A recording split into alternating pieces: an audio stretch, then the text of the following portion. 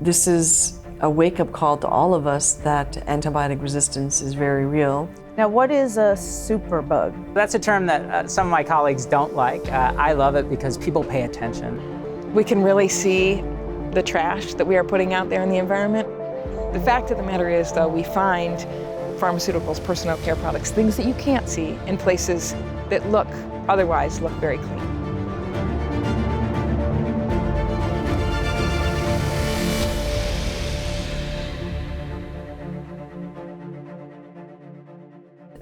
I kept hearing a chorus of, your child is very, very sick, your child is very, very sick, your child is very, very sick. And I didn't understand what was going on, because how could they tell? We had just been there earlier in the day. And they said, we need to take him to the intensive care unit now. Everly Macario's 1.5-year-old son, Simon, had contracted an antibiotic resistance bacterium called MRSA. It was actually less than 24 hours, yes. From the time of his first symptoms to the time of his death, less than 24 hours. Most people who get MRSA do so in hospitals, but Simon died of what's called community-associated MRSA. There's no proof of where he came in contact with it. It was 2004. Macario, who has a PhD from the Harvard School of Public Health and was a health communicator, had never heard of MRSA until doctors told her the cause of her otherwise healthy son's death. He was completely healthy, had no underlying diseases, and yet he died.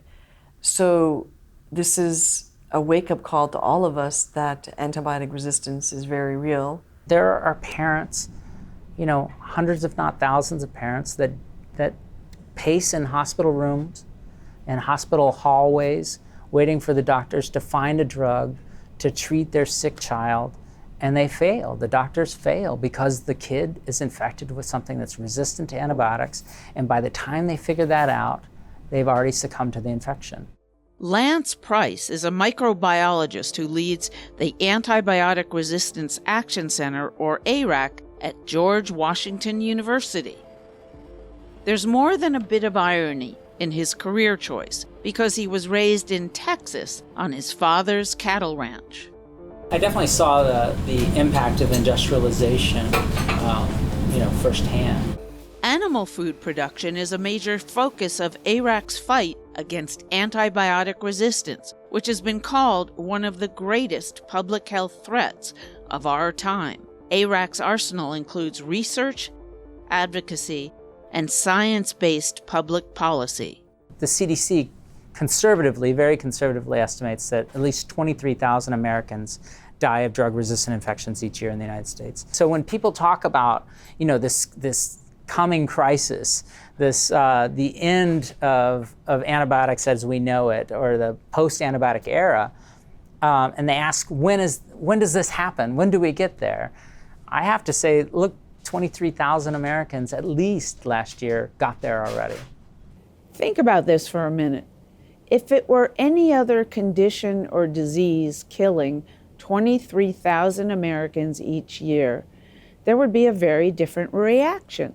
Think about terrorism killing 23,000 Americans per year. If it were anything other than antibiotic resistance, Americans would be in a panic, but they're not.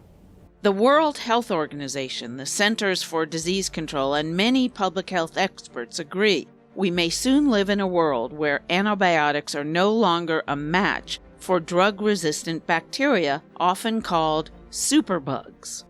Now, what is a superbug? That's a term that some of my colleagues don't like. I love it because people pay attention.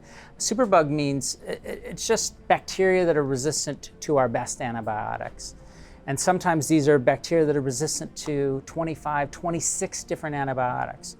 The public health consequences of losing antibiotics are almost incomprehensible. Standard medical procedures and most surgery could become extremely risky, and even a simple cut could kill. The best treatment there are for bacterial infections are antibiotics. But if those infections are resistant to those treatments, then the infection can progress. The doctor's going to guess at what they can treat it with, And if that guess is wrong, that patient can die. Along with his growing team, Dr. Price studies how we got here and how bacteria spread and evolve.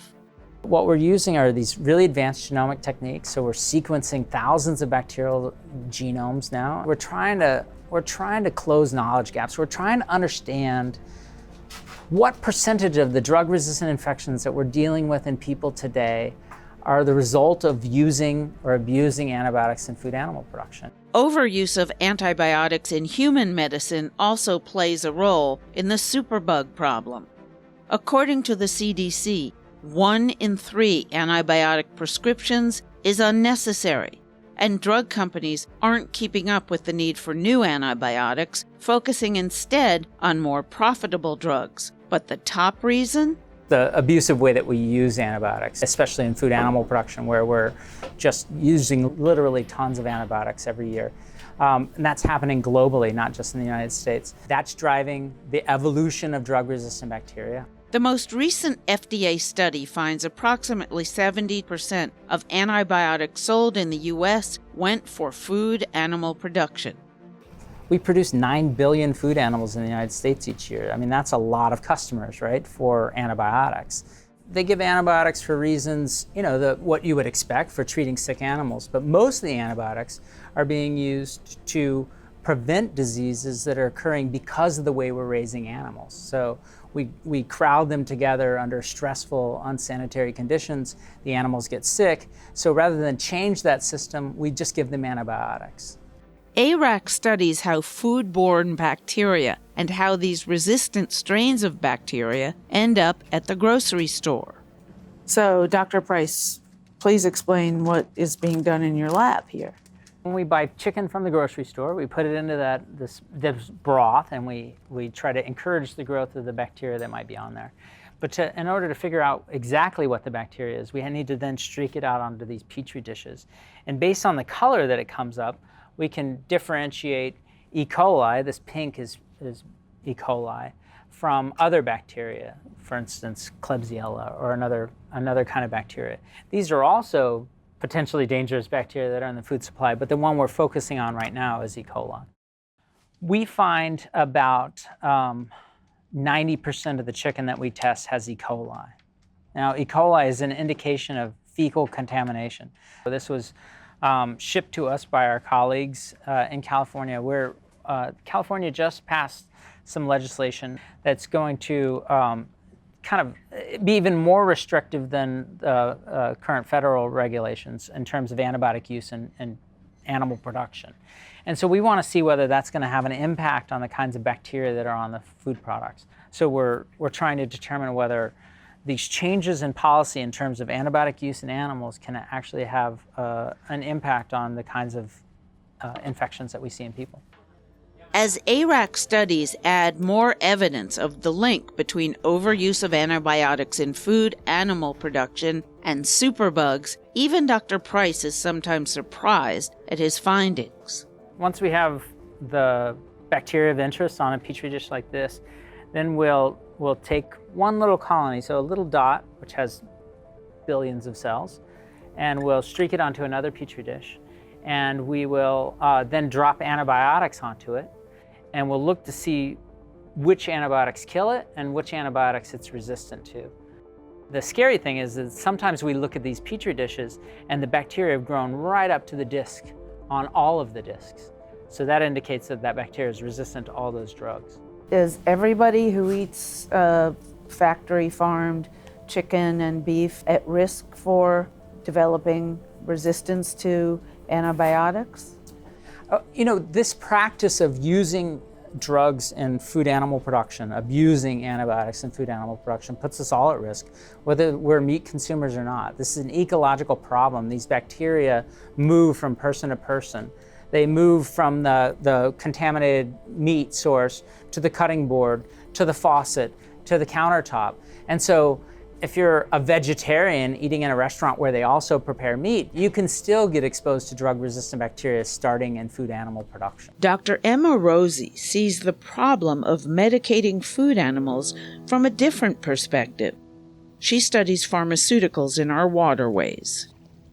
The sources of pharmaceuticals include us using them in our everyday lives, manufacturing, the way that we raise our chickens and beef in this country, we use antibiotics for this. And so another source of pharmaceuticals to aquatic ecosystems is whatever was done with that waste from the animals. If we spread it on the land or we put it into a lagoon, antibiotics associated with that waste then can enter aquatic ecosystems. We'll hear more about Dr. Rosie's eye-opening studies about hidden dangers in our streams later in the program. Back at the lab, Dr. Price stresses the urgency for lawmakers, pharmaceutical companies, and the meat and poultry industry to address the problem. But he says there's one group taking the lead. What we're seeing is the marketplace is actually getting ahead of policymakers, where consumers are empowered and they're demanding of retailers. They're saying, hey, we don't want products from animals that are unnecessarily treated with antibiotics. And so you're seeing more and more products on the shelves that have the claim raised without antibiotics or organic. The poultry industry is nearing a tipping point, according to experts. Big producers such as Purdue and Tyson are changing to never-ever antibiotic policies. But this doesn't hold true for all food animal producers. And for the first time since the FDA began tracking antibiotic use on U.S. farms in 2009, antibiotics sold domestically for use in food-producing animals have declined, down 10% from 2015 through 2016. But still, it remains higher than usage in 2009.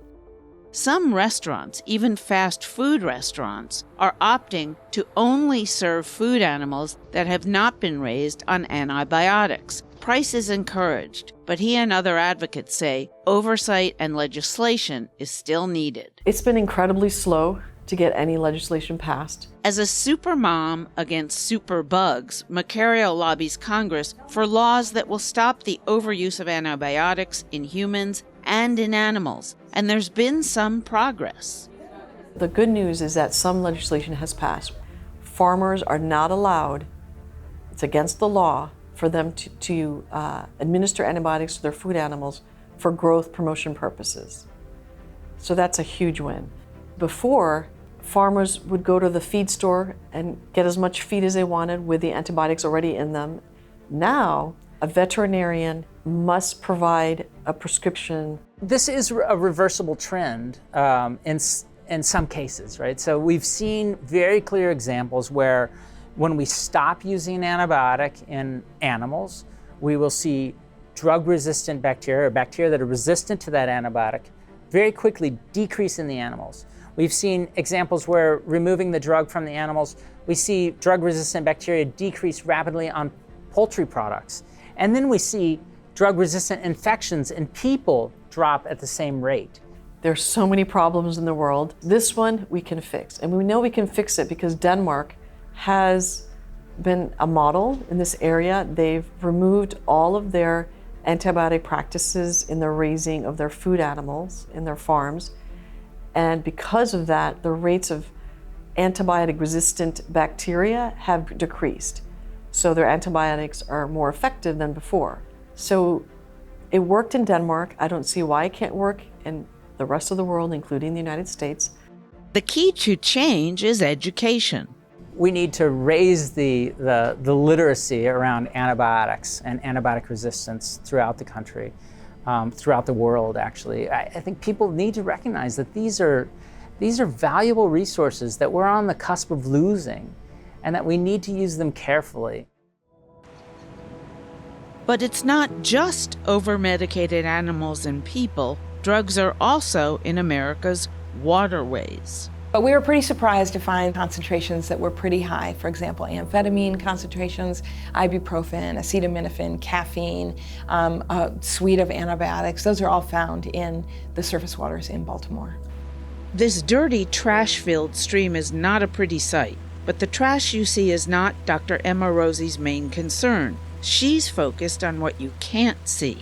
That gray color that you see is typical of sewage getting into streams. Untreated sewage, small amounts of it are getting into this stream. The trash you can't see are the things that I study. Pharmaceuticals and personal care products, the sunscreens, the detergents the antibiotics, the antihistamines, the antidepressants, the makeups, all those things that we use in our everyday lives, they end up washed down the drain and they can end up in streams. Dr. Rosie works at the Carey Institute in Millbrook, New York. She's an aquatic ecosystem ecologist studying the health of our freshwater rivers and streams. That work brings her to Baltimore, Maryland. Dr. Rosie is part of a team working on the Baltimore Ecosystem Study, a long-term ecological research program. Here in Baltimore, researchers collect water from 8 different stream sites, and then they test it for metal, for chemicals, for personal care products, and for pharmaceuticals. The stream I brought you to today is Gwynns Run. It's part of the Gwynns Falls Basin, and it is receiving water from neighborhoods in Baltimore where there is infrastructure that is failing. So there's sewage pipes underground that are leaking. The sewage in these pipes are supposed to go to another river basin over to a wastewater treatment plant, but some of those pipes are leaking. And so what we find on any given day in this stream is residues of pharmaceuticals and personal care products associated with the sewage that's getting into this stream. So this stream has high concentrations of drugs in it on any given day. Dr. Rosie stresses Baltimore isn't the only place where sewage mixes with fresh water. She says she could do her work in just about any city in the country, especially cities where the pipes and infrastructure are more than 100 years old. But the ongoing ecological study offers an excellent opportunity to create a more holistic perspective on our waterways. Ben, I'm going to take a pharmaceutical sample.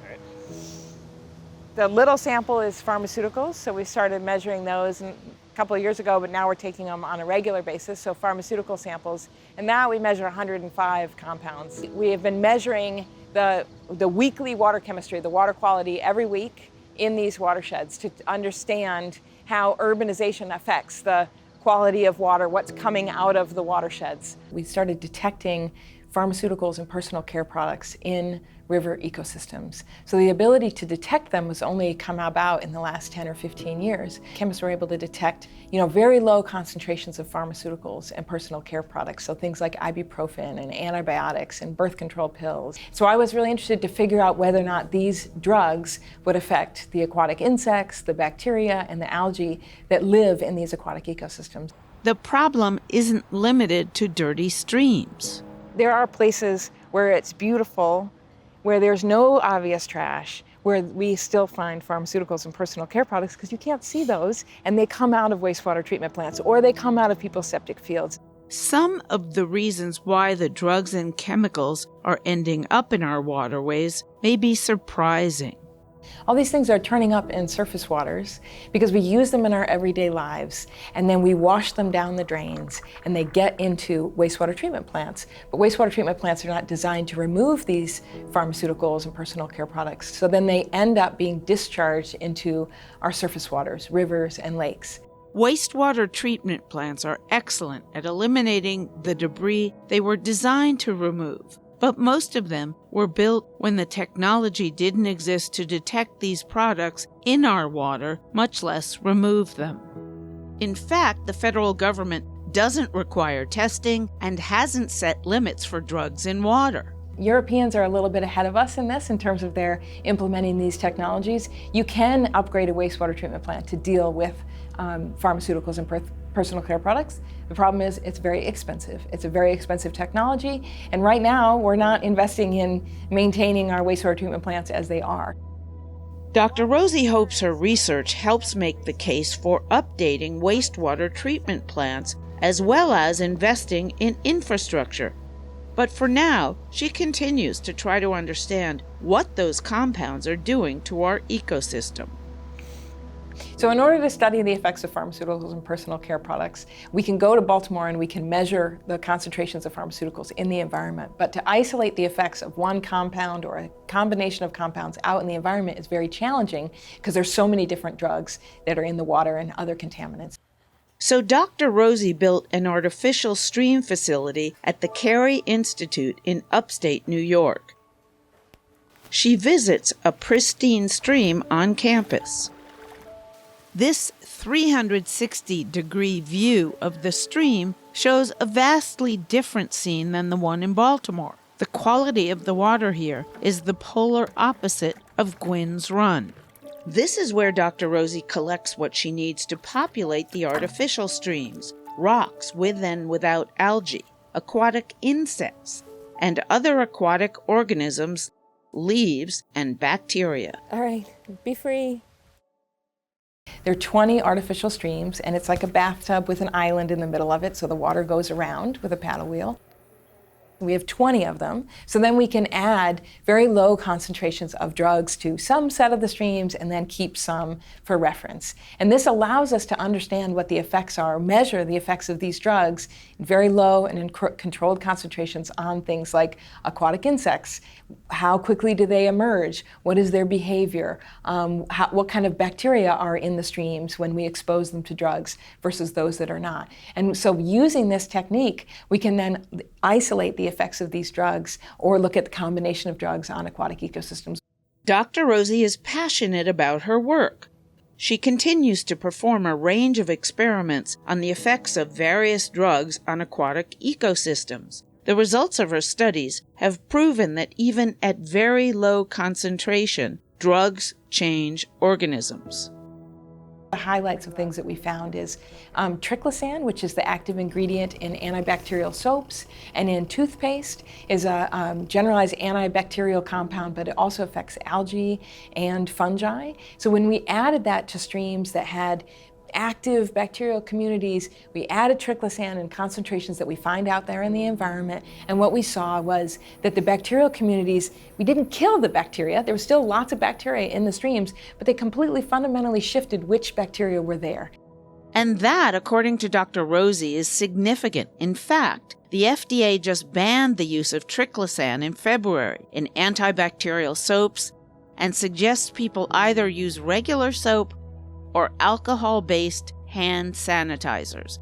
Another significant study was on amphetamines in the waterways. So we detected amphetamines in streams in Baltimore, used those same concentrations that we detected in the streams in Baltimore, added them to our artificial streams, and we saw that the aquatic insects emerged sooner. We changed both the bacterial communities and the algal communities when we exposed them to amphetamine. So it really showed that these communities are sensitive to very low concentrations of these drugs. We've just published that pharmaceuticals and personal care products are ecological disruptors. So they disrupt the ecology of aquatic ecosystems. Dr. Rosie says it's not just her work proving that drugs we ingest impact the environment. She references a study on the effect of birth control pills on a Canadian lake. They added very small concentrations of this active ingredient in birth control. And the first thing that happened was that the male fish of a certain species started showing up with ovaries and testes. So they were intersex fish. And then the next year, there were fewer male fish, and the population ended up crashing because there weren't enough males to then allow for the population to go on. As a scientist, Dr. Rosie wants her studies to be used to solve this problem. And there's a good reason to believe it could. Many environmental problems that we have are very hard to tackle. This one is one that we can actually solve pretty readily. What can we do about it? Well, there's a lot of things that we can do about keeping these drugs out of the environment. We can stop flushing them down the drain. We don't want to take drugs that are expired medicine and don't put them down the drain. We can fix our infrastructure. We can upgrade our wastewater treatment plants. We can not use drugs when we don't need them. So there's a number of potential solutions. Once they get out in the environment, it's hard to clean them up. We should prevent them from getting in. So here's what you can do to help get antibiotics and other pharmaceuticals out of our ecosystems. Check with state police, local law enforcement, and pharmacies about prescription take-back days. Many of them will incinerate the drugs to make sure they never go down a drain or are flushed down a toilet. Dr. Rosie says many people just don't understand or even know about these hidden dangers in our waterways. The concern that I have as a research scientist is that the health of our aquatic ecosystems is linked to things that people care about. So if it affects the bugs and the algae, they're at the base of the food web, and these food chains supply the food for fish that people care about, or birds that people care about. And so if we affect the health of our aquatic ecosystems, that ultimately can affect our health as well.